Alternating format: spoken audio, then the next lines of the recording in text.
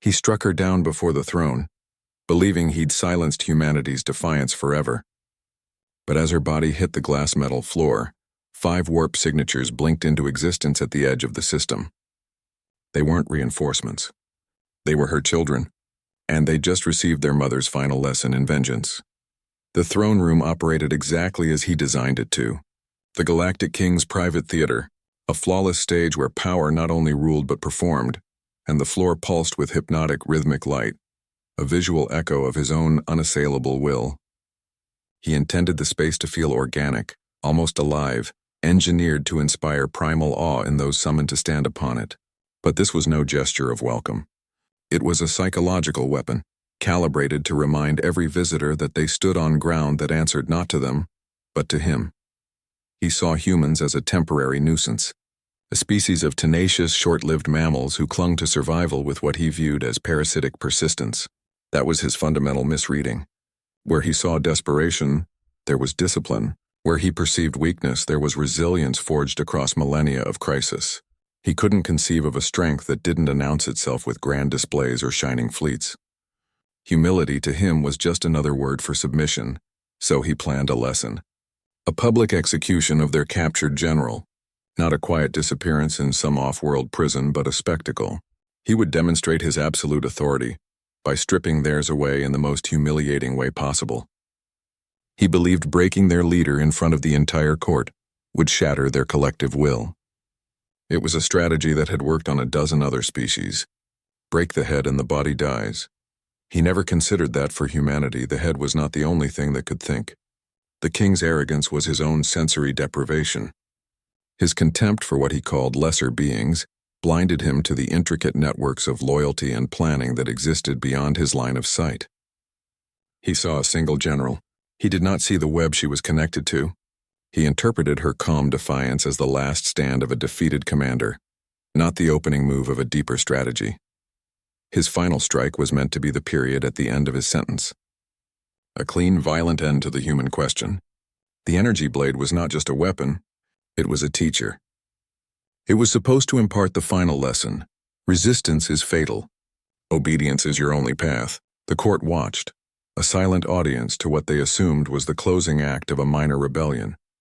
His mistake was one of basic arithmetic. He believed that by eliminating one, he reduced the threat by one. He failed to account for the exponential multiplier of righteous fury. He thought he was cutting a problem out at the root. He did not understand that for some organisms, cutting the main stem only encourages the root system to send up 5 new shoots, stronger and angrier than the first. He was not ending a war. He was authorizing its second, far more personal phase. The calculus of vengeance is never simple subtraction. It is always multiplication. They called it final defiance. It wasn't. It was last instructions. The general knew her death would be public, so she wrote her will in the air with her final breaths. No begging, no bargains.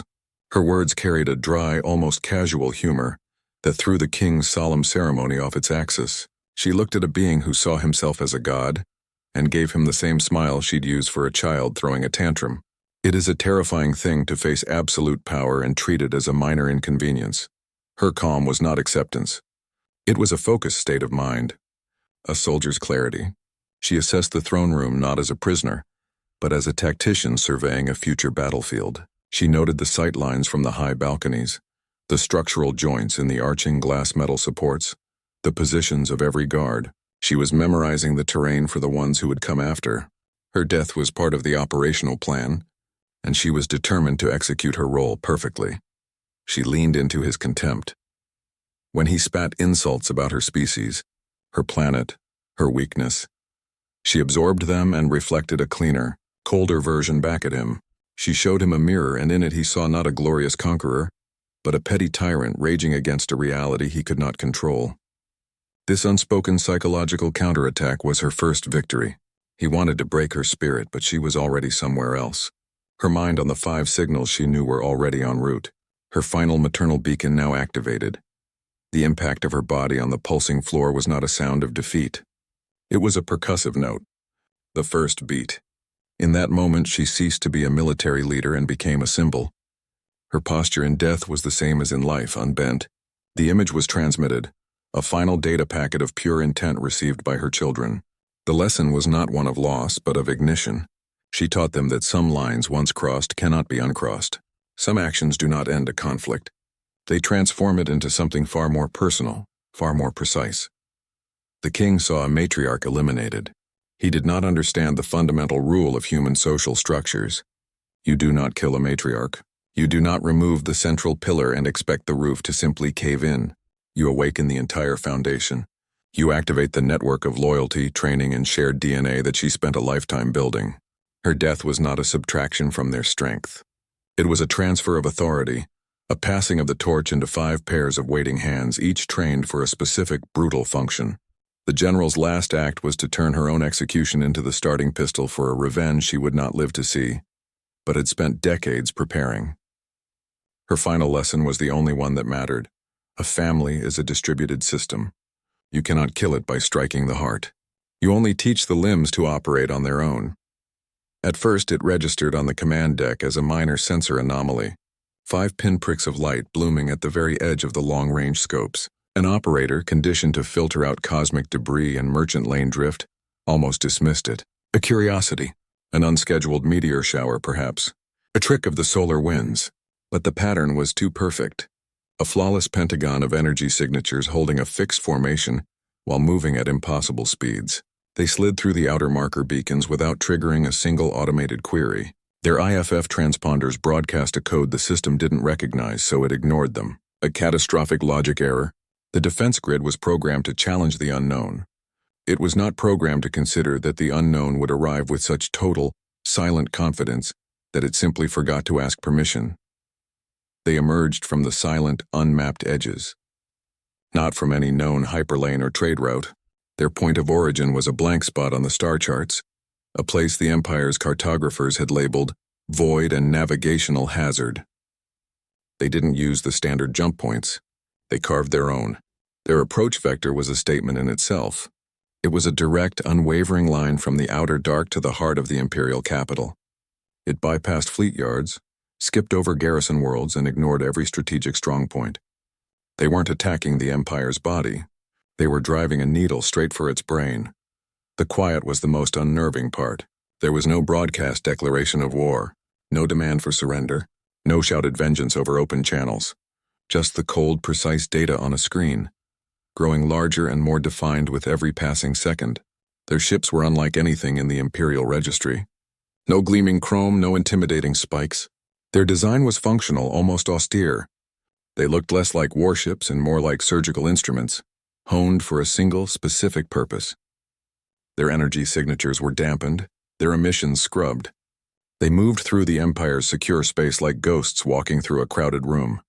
This was not an invasion force. It was a delivery system. The 5 siblings did not request an audience with the king. They did not issue ultimatums or list grievances. Their arrival was the grievance. Their presence in the sovereign space around the capital world was the ultimatum. They were not there to argue the terms of their mother's murder. They were there to execute the judgment. They delivered a notice of revocation, not with words but with trajectory.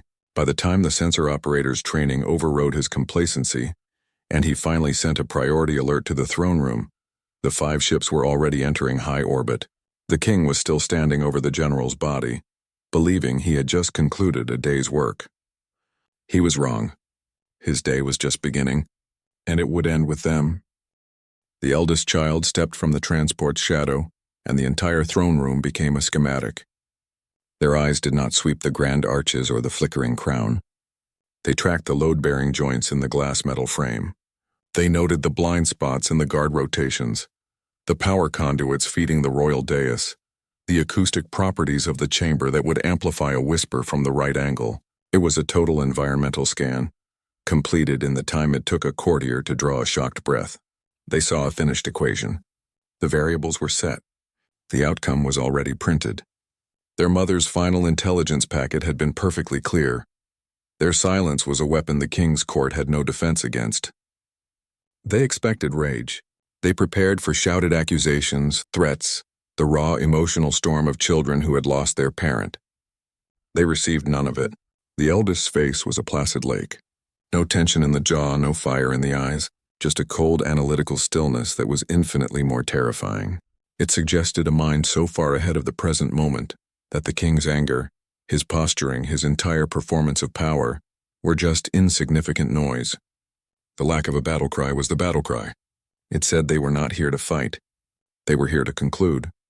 They carried their mother's strategic intellect, but it was a refined model.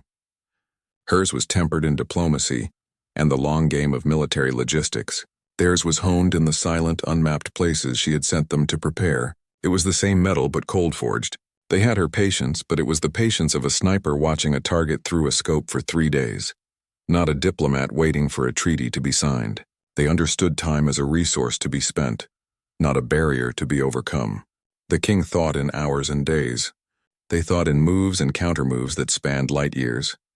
Their first words were not a declaration of war. They were a statement of new terms. The voice was calm, modulated, devoid of any emotional charge. It was the voice of a surgeon stating the next step in a procedure. They did not say, "We will destroy you." They said the orbital defense grid will deactivate in 67 seconds. They did not threaten the king's life. They informed him that his personal shields operated on a frequency their youngest sibling found amusingly easy to jam. It was a clinical listing of facts, an itemized invoice for the damage he had just caused. The terms were not negotiable because they were not an offer. They were a reality he was being asked to acknowledge. The king stared, his mind trying to process this deviation from the script. He was prepared for a duel, for a contest of strength. He was not prepared for a coroner's report on his own reign. The eldest's unique skill was this foresight. They played a game he didn't know was happening. While he was focused on the piece directly in front of him, they were seeing 3 moves ahead on a board that encompassed his entire empire.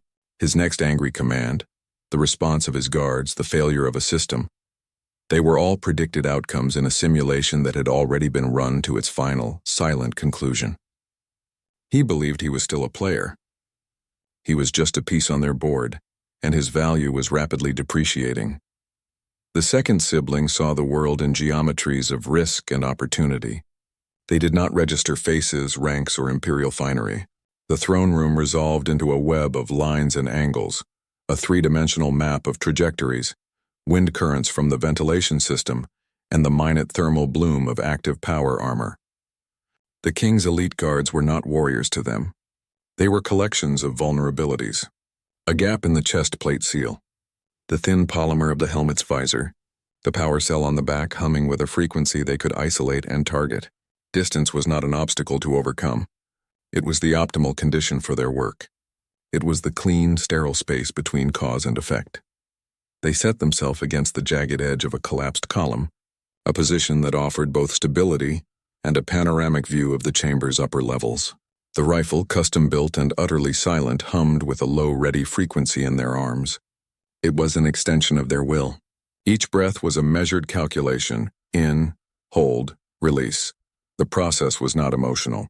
It was a function, a necessary step in the execution of a preordained plan. They waited for the signal, a silent click over the private comms from their eldest sibling, and then the work began. The first guard fell. There was no crack of energy fire, no shouted warning. One moment he was a sentinel of the crown, a figure of imposing authority in gleaming armor. The next he was a weightless heap on the polished floor, a single perfectly placed round having found the microscopic fault line in his neck seal. The armor was irrelevant. It was designed to deflect blaster bolts and shrapnel, not a projectile moving at hypersonic velocity, engineered to defeat composite materials. The sound of his body hitting the ground was the only announcement of his death. Another guard on the opposite balcony turned at the subtle noise. His hand went to his weapon. He never completed the motion. A second shot, fired from the same unmoving position, took him through the visor. The precision was too absolute to be anything but intentional. It was a message written in ballistics and physics. The king's security was an illusion. His guards were ornaments. Their high ground was not a tactical advantage. It was a shooting gallery, and the sibling had just become the sole marksman. They had turned the Empire's architecture into their personal firing range. Each target was selected with cold logic.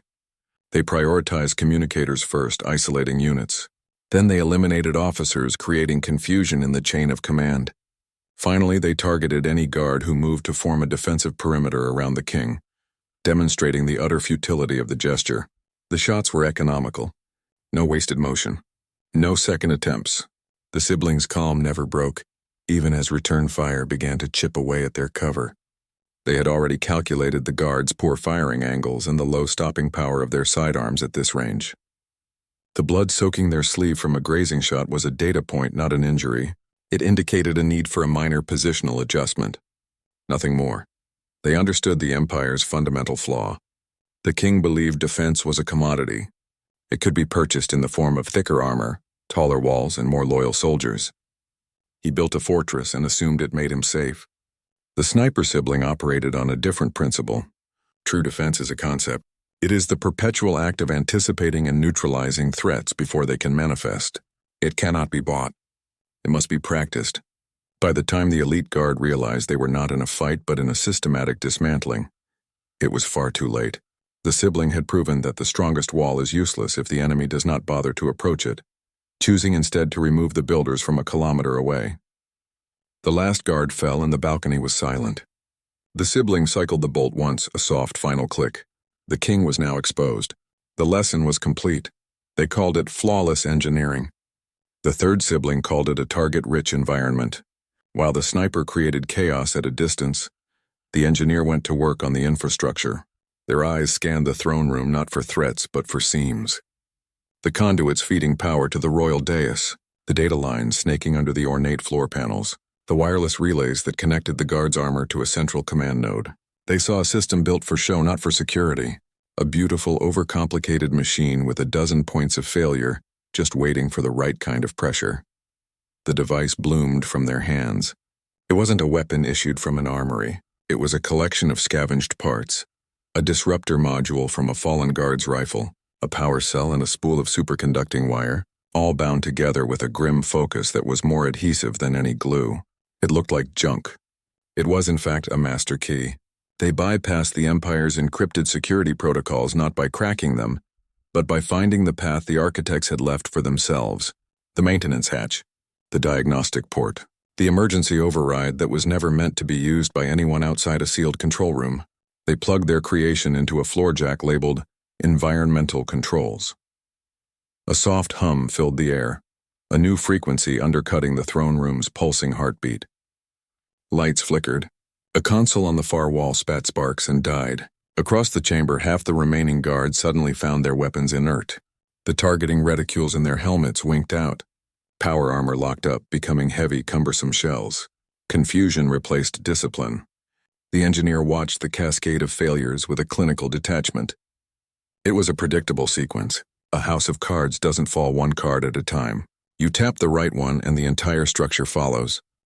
They understood the core weakness of any complex system. It isn't the strength of its components. It is the arrogance of its designers. The Empire's engineers built a magnificent fortress and then, for their own convenience, installed a side door and hid the key under the mat. They never considered that an enemy wouldn't bother with the main gate. The engineers' muttered words were a quiet epitaph for that laziness. Who builds a door and leaves the key in the lock? It wasn't a question. It was a verdict.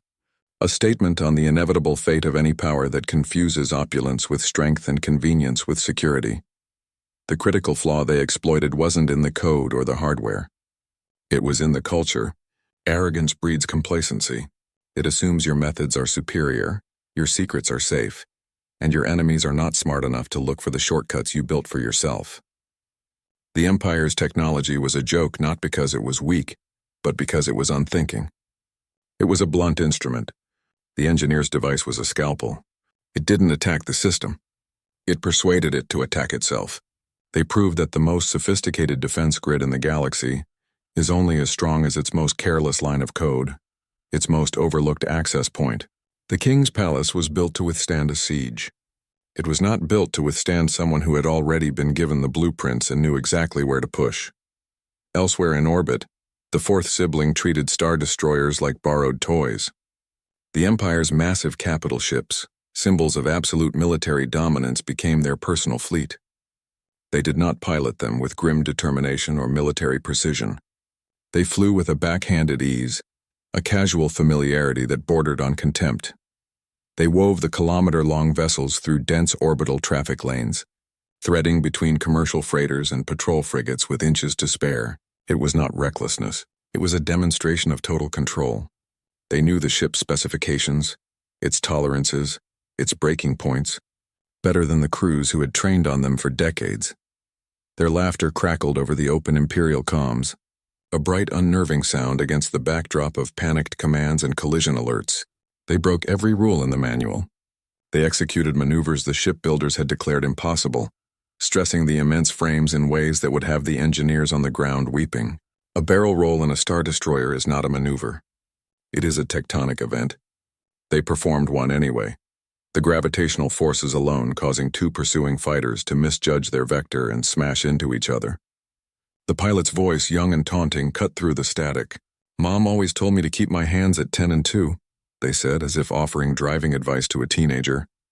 Not piloting a weapon of mass destruction through a hostile fleet. They turned conventional orbital space into a chaotic, personal playground. The Empire's strict traffic control protocols, its designated approach vectors, its rules of engagement, they were all just suggestions to be ignored. Their strategy was not to defeat the Imperial fleet in a head-on fight. It was to turn the fleet's own mass and power against it. They used a stolen destroyer as a bludgeon, herding smaller ships into defensive formations that then blocked their own allies' firing lines. They used the ship's powerful comms array to broadcast conflicting orders, sowing disarray through the chain of command. They created a storm of confusion where the Empire's greatest strength, its size and discipline, became its greatest weakness. The Empire relied on predictability. Its fleets moved according to doctrine. Its commanders issued orders based on established protocols. The pilot introduced a variable the system could not compute: pure, unfiltered audacity. They proved that a stolen weapon in reckless, brilliant hands is magnitudes more dangerous than one in the hands of a rule-bound soldier. A soldier follows orders. A revolutionary writes new ones. The Star Destroyer was not just a ship to them. It was a key. They understood that the Empire's greatest assets were also its greatest liabilities. A fortress cannot move. A fleet can be turned. The weapons you build to project power can be the very tools used to dismantle it. Their final act was a perfect statement of this principle. They did not fire the destroyer's main cannon at the palace. They did not need to. Instead, they set the ship on a collision course for the King's personal orbital fortress, a stationary command center bristling with guns. They jumped clear in a tiny escape pod moments before impact, leaving the Empire's own weapon to deliver the final catastrophic blow to its own command structure. The audacious move was not the theft or the flight. It was the understanding that true power lies not in possessing the biggest gun, but in possessing the nerve to use your enemy's biggest gun to blow up his own house. They demonstrated that an asset is only an asset if you control it. The moment you lose control, it becomes the biggest problem you will ever face. The youngest sibling moved and the chaos adjusted to make space for them. Plasma bolts parted around their path. Falling debris seemed to avoid the spot where they intended to step. They did not run. They walked with an unhurried, predatory grace that was more unnerving than any battle cry. Their face held a pleasant, placid smile, the kind you might offer a stranger on a quiet street. But it was a mask. The smile never touched their eyes, which remained flat, calculating, and utterly cold. It was the disconnect that unhinged the Imperial Guards more than any overt threat. They were prepared for anger. They were not prepared for this serene, smiling approach through a storm of violence. They engaged in a specific form of psychological warfare designed not to kill, but to corrode. A guard would raise his weapon, his hands shaking not from fatigue but from the unsettling eye contact this smiling child was giving him.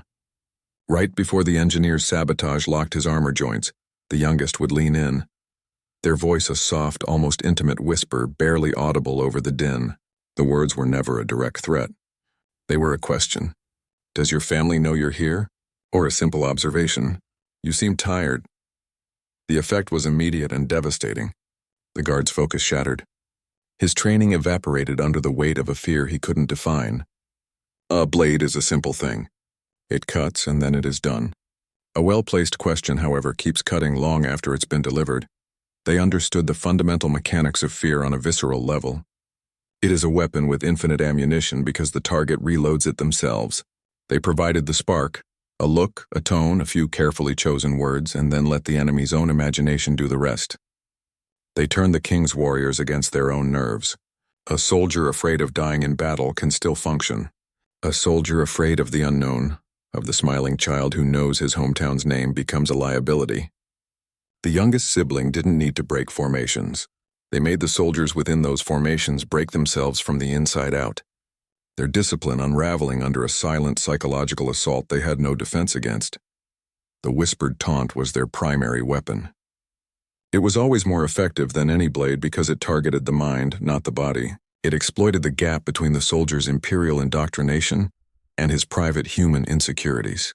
They proved that the strongest armor in the galaxy cannot protect a man from his own thoughts. While their siblings dismantled the Empire's physical infrastructure, the youngest dismantled its psychological one. They attacked morale, loyalty, and the very will to fight. They made the Imperial Guards question their purpose, their safety, and the man they were dying for. Their mastery was in the art of the unseen threat. They never boast. They never grandstand. Their power was in implication, in the terrifying space they left between their words and the listener's own worst conclusions. They made the enemy's imagination their greatest ally, weaponizing the dread of what could happen over the reality of what was. A visible enemy is a problem that can be solved with protocol and firepower. An enemy who exists primarily in your head, who seeds doubt and fear with a glance, is unstoppable. The king's warriors were trained to face legions. They were not trained to face a single person who looked at them not as a soldier, but as a collection of fears waiting to be tapped. The youngest sibling's victory was quiet, bloodless, and total. They didn't defeat the guards. They convinced the guards to defeat themselves. Panic is a virus, and the Thria envoy was patient zero. The initial reaction in the court was dismissive confusion. They saw only 5 individuals, young by the standards of most species present, standing amidst the grandeur of the throne room. It registered as a bizarre spectacle, a puzzling epilogue to the king's grand execution.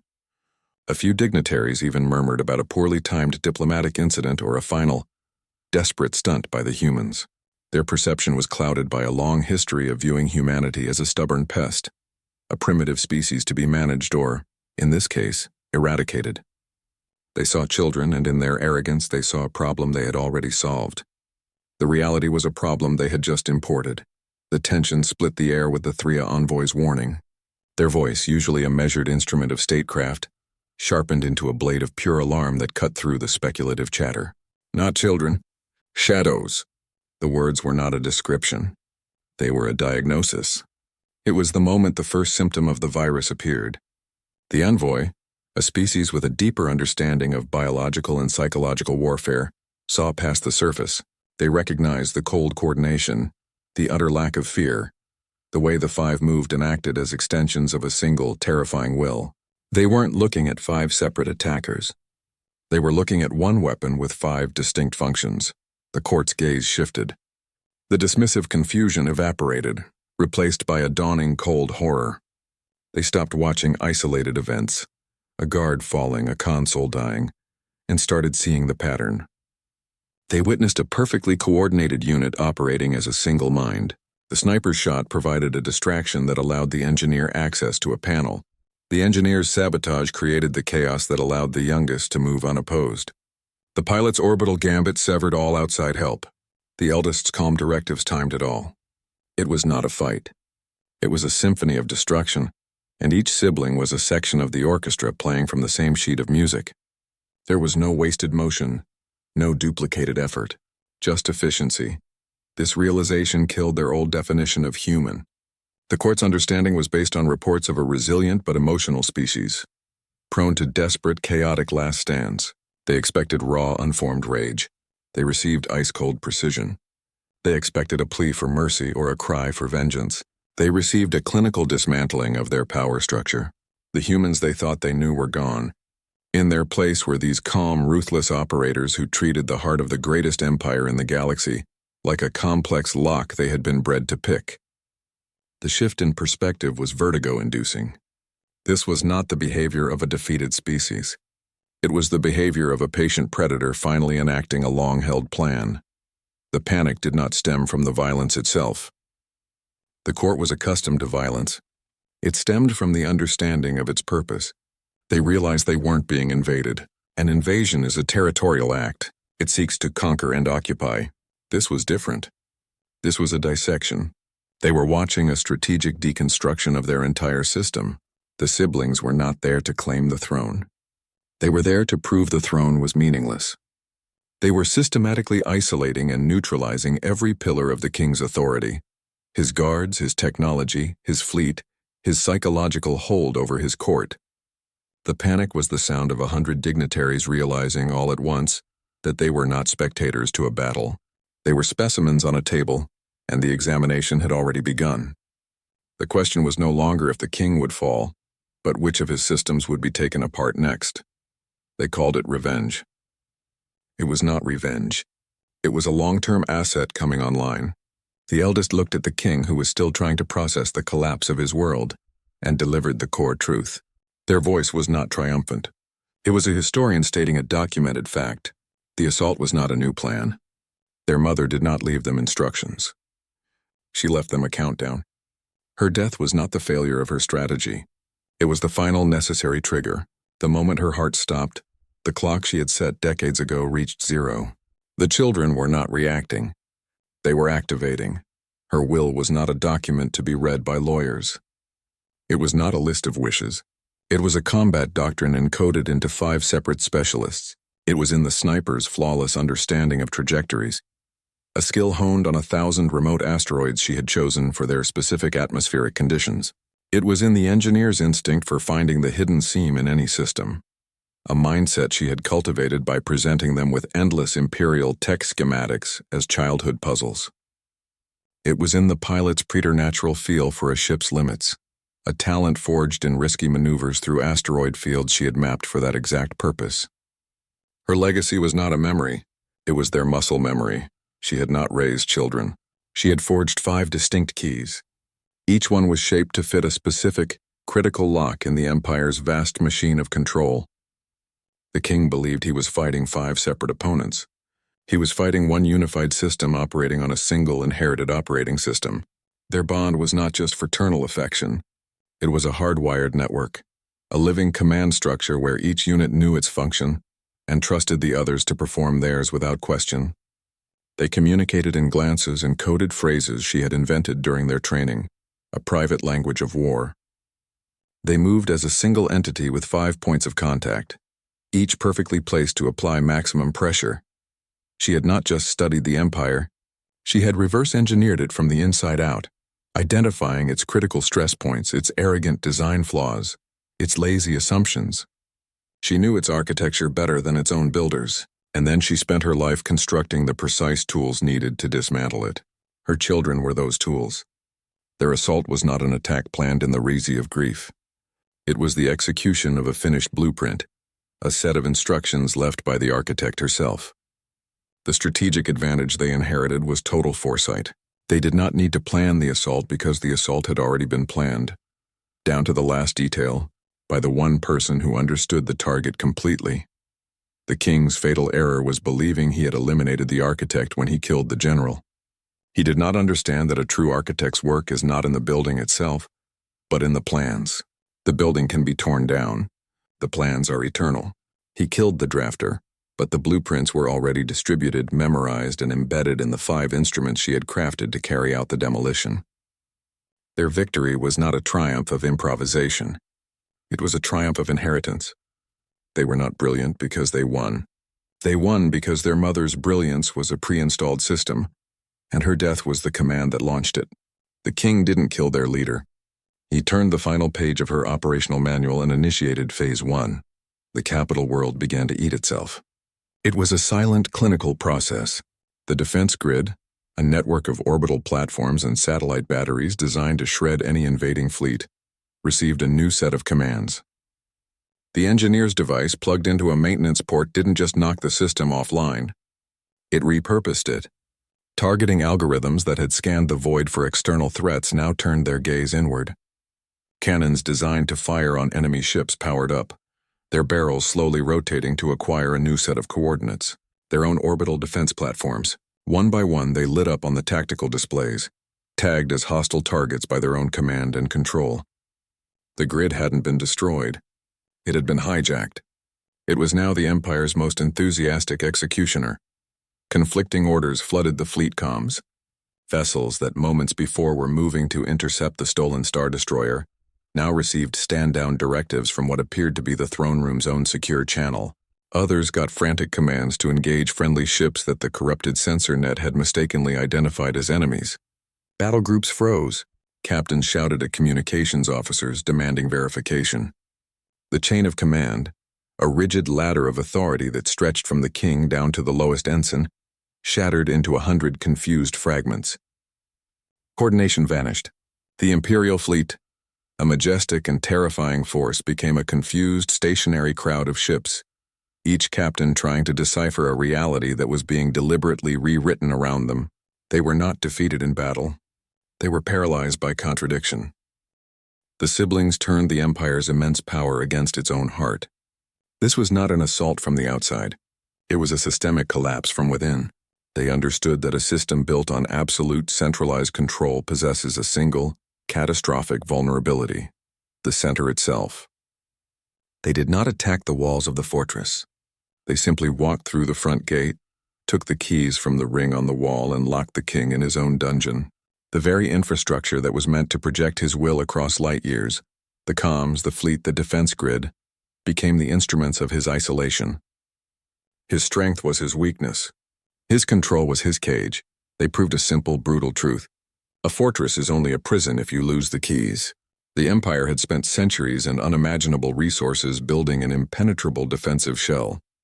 They had the tallest walls, the thickest armor, the biggest guns, but they built it all to be controlled from one room by one man through one system. It was a magnificent edifice with a fatal design flaw. It assumed the keys would always remain in the right hands. The siblings demonstrated that the most sophisticated lock in the galaxy is useless if your enemy is standing inside the house holding the key ring. The Empire's power was not in its fleets or its guns. It was in the illusion of their invincibility.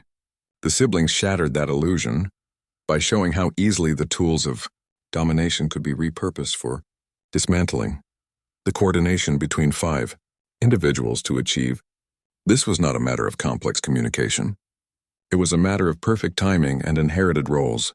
Each sibling executed a precise function in a sequence their mother had designed. The engineer provided the access. The sniper created the initial distraction that allowed it. The pilot's orbital chaos provided the smokescreen. The youngest's psychological warfare kept the ground forces off balance. The eldest oversaw the entire sequence, a conductor ensuring every instrument entered at the right measure.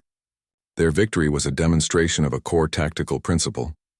Centralized control is the ultimate single point of failure. A system that funnels every decision, every command through one nexus is not a display of strength. It is an invitation. It presents a single target, and the siblings, trained for this exact moment, did not need to break down the door. They simply walked through the opening their mother had spent a lifetime mapping and turned the lock from the inside.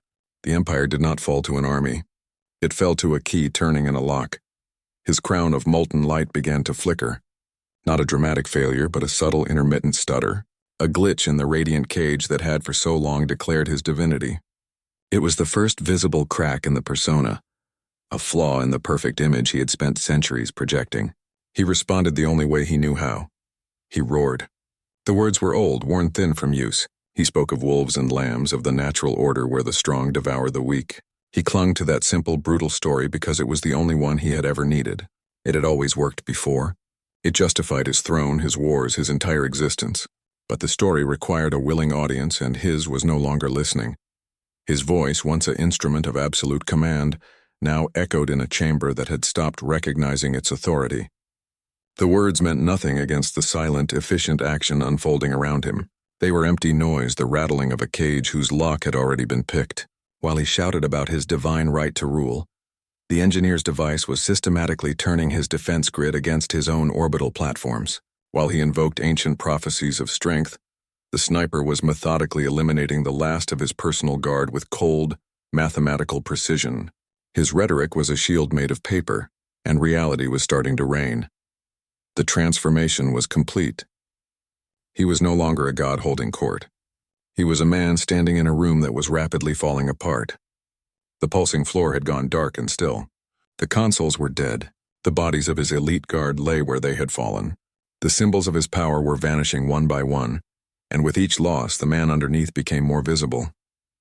He was just a being, alone, his authority evaporating not in a grand explosion but in a series of quiet system outages. The fear that crossed his face was not for his life but for his identity. Without the crown, without the throne, without the obedient court, what was he? The eldest sibling watched this dissolution without a trace of triumph. Their gaze was analytical, almost academic. They saw the mechanism of control breaking down into its component parts: fear, tradition, and overwhelming force. And they understood the core truth of it all. The king's power was not a tangible force. It was a story, a narrative that everyone in the room, in the empire, had agreed to believe. They believed in the crown's light. They believed in the unbreakable defense grid. They believed in the natural order of wolf and lamb. The power was real because they all acted as if it was real. The philosophical truth the eldest revealed was not delivered with a shout. It was a quiet observation, spoken into the growing silence. A story only has power for as long as everyone chooses to tell it. The moment someone stops believing, the narrative frays. The moment someone presents a new, more compelling story, the old one collapses.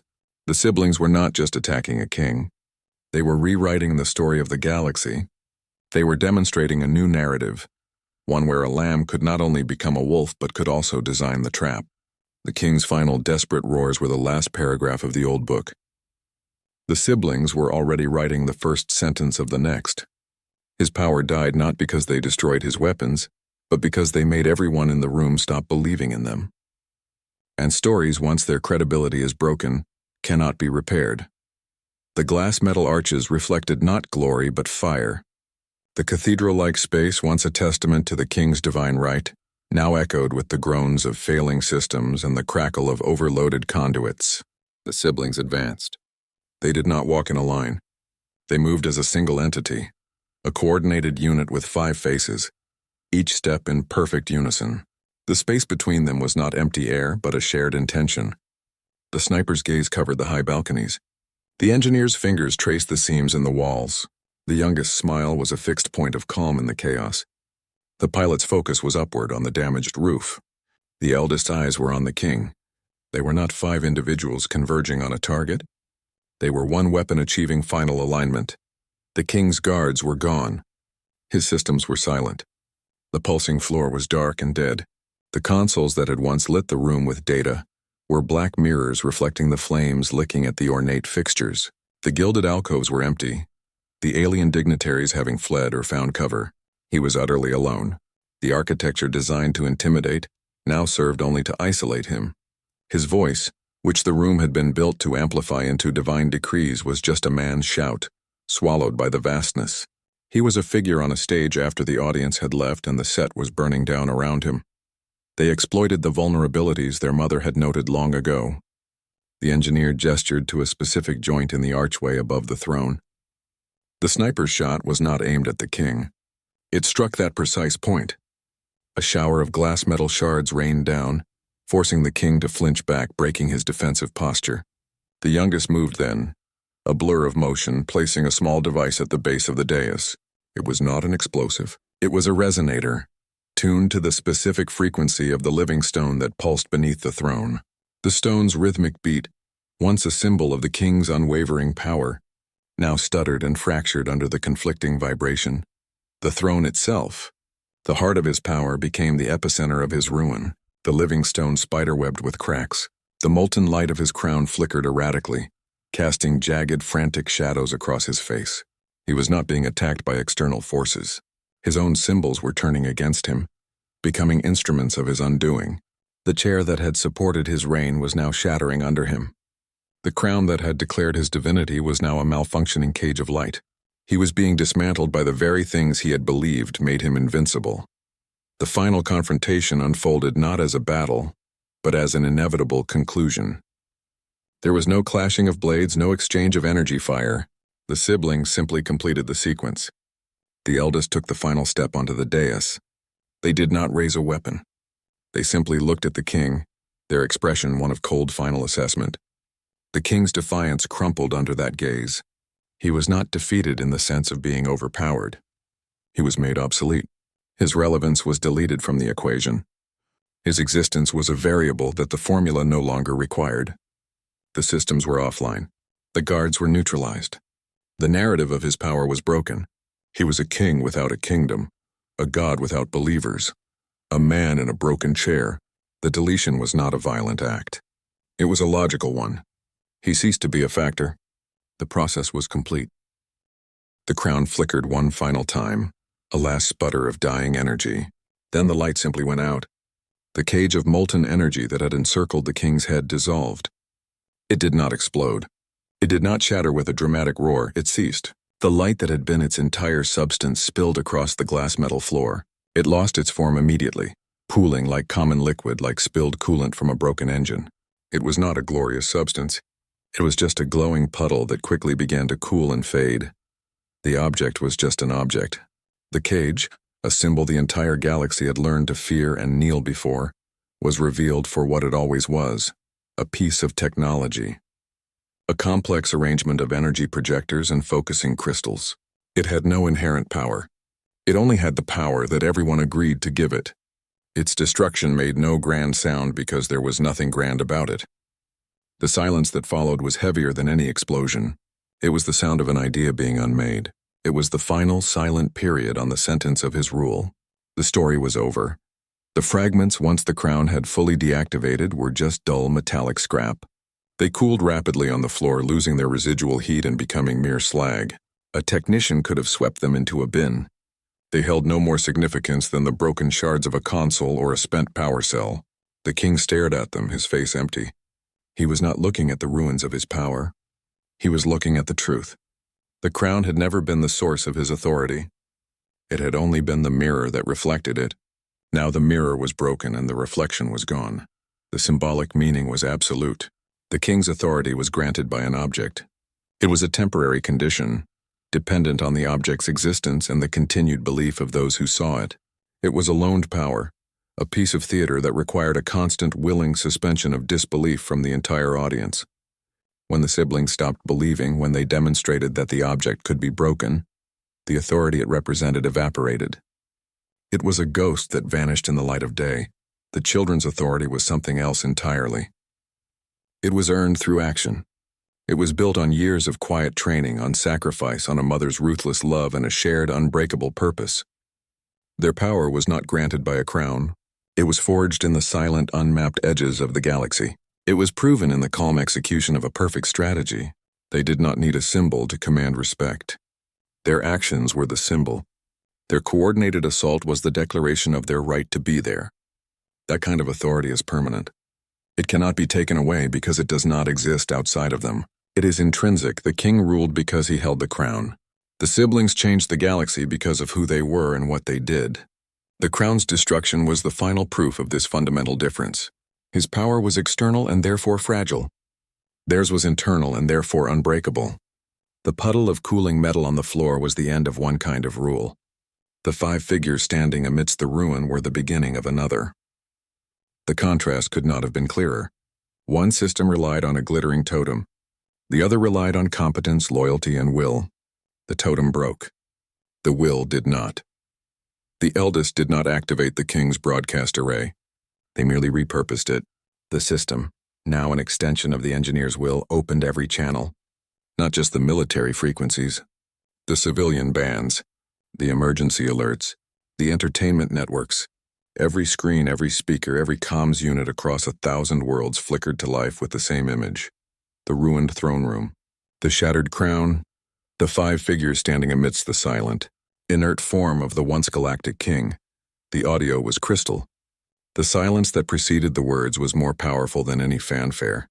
The voice was not the booming declaration of a new ruler. It was the calm, measured tone of a pilot reading coordinates. It held no anger, no triumph. It was a simple statement of new conditions. The throne is vacant. It will remain so. The words were not a claim. They were a correction of a fundamental error in the galaxy's political calculations.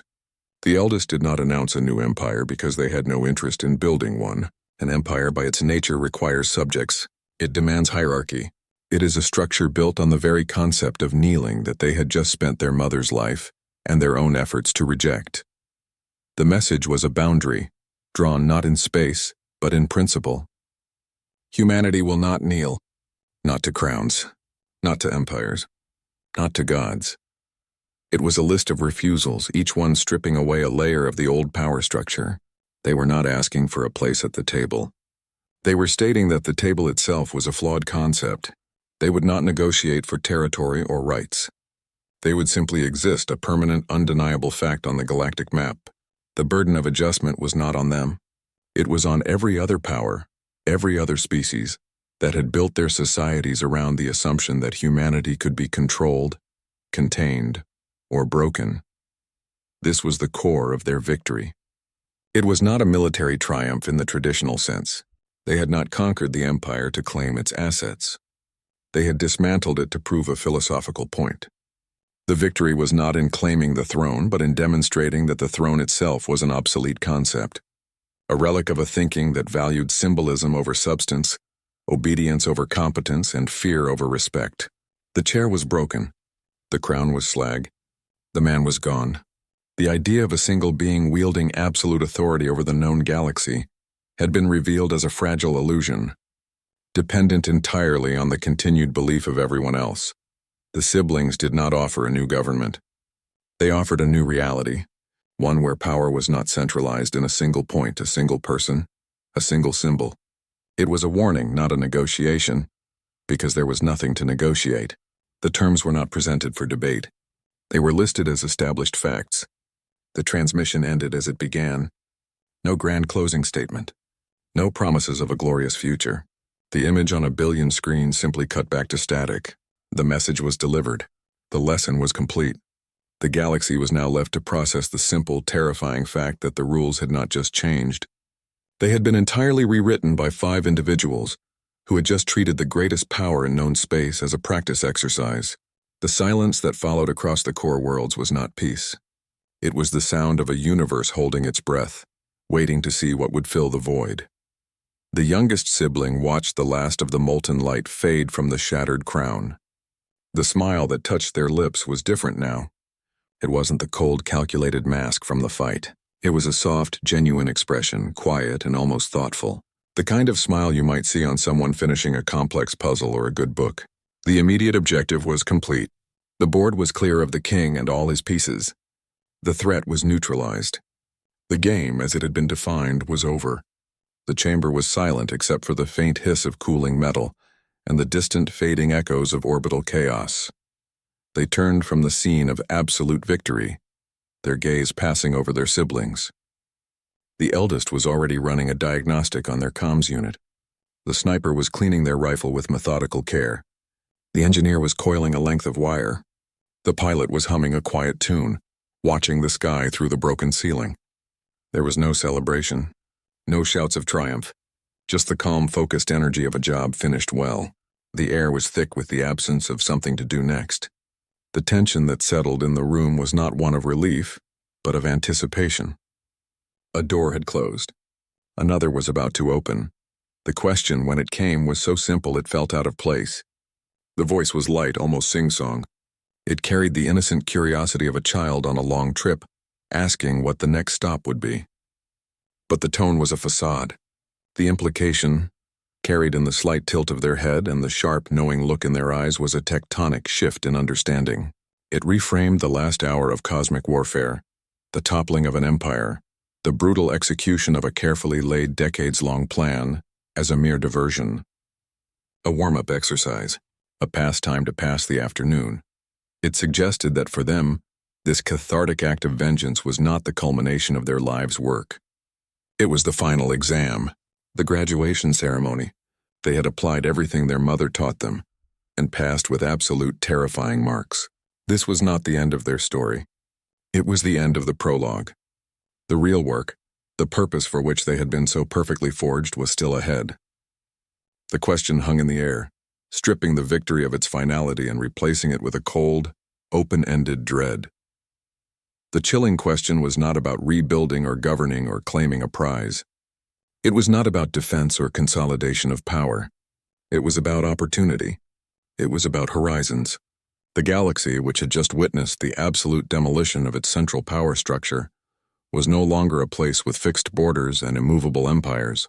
It was a blank slate, an open frontier, a collection of possibilities. The siblings were not conquerors looking for a throne to sit on. They were pioneers. They were players, and they had just finished the tutorial level. The youngest's question, "So what do we play next?" hinted that humanity's future would not be a defensive, insular crouch behind new fortifications. Their mother had not raised them to be guardians of a plot of land. She had raised them to be explorers of potential. The victory was not about securing a homeland. It was about earning the freedom to choose the next challenge, the next puzzle, the next game. The Empire had been the first and largest obstacle on the board. Its removal didn't end the game. It revealed the true scale of the board for the first time. The question transformed the siblings from avengers into a force of pure, untethered agency. They were no longer reacting to the galaxy's actions. The galaxy would now have to react to theirs, and their next move was entirely, chillingly up to them. They stood together in the settling dust, 5 figures in the acrid air. The throne room was a graveyard of shattered symbols. The glass metal floor was scuffed and stained. The air hummed with the last energy of dying systems. They were not conquerors posing for a statue. They were surveyors assessing a finished demolition job. The fight was over. The work was not. They were shadows who had absorbed all the light in the room, leaving the rest of the chamber dim and empty. Their stillness was not rest. It was the calm at the center of a storm they had created. The galaxy held its breath. On 1,000 worlds, screens went dark after the broadcast ended. The message was clear, but the meaning was still processing. They were waiting for the next move. The traditional script called for a coronation, a new ruler to claim the empty throne, a new flag to rise over the capital, a new set of demands and treaties. The silence from the ruined palace was more unnerving than any proclamation. It suggested the old script had been thrown out. The siblings had not followed the established rules of galactic regime change. They had treated those rules as suggestions and the Empire itself as a practice exercise. They had not just avenged their mother. That was the personal motive, the emotional engine. The wider result was a systemic rewrite. They had taken the concept of imperial power, centralized, absolute, and symbol-driven, and demonstrated its core vulnerabilities with chilling efficiency. They proved that a throne is a single point of failure, a crown is a target, a fleet is a tool that can be turned. They did not seize the levers of power. They broke the levers and showed everyone watching that the machine could be disassembled with the right knowledge and will. Power had not changed hands in the traditional sense. It had not been transferred from one monarch to another. It had changed its very nature. The king's power was external. It was granted by objects, titles, and the fear of his institutions. The siblings' power was internal. It was earned through inherited skill, shared purpose, and decisive action. Their authority did not come from a chair. It came from their demonstrated ability to remove the chair entirely. They shifted the paradigm from ruling over others to existing with unassailable competence. You cannot kneel to that. You can only acknowledge it. The Empire's fall was not a vacuum.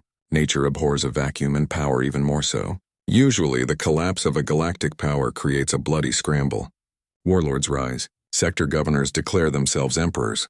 Border conflicts flare into new wars as factions rush to fill the empty space. This was different. This was a recalibration. The siblings did not leave a power vacuum. They left a demonstrated principle. They established a new constant in the galactic equation: humanity's capacity for strategic, disproportionate response.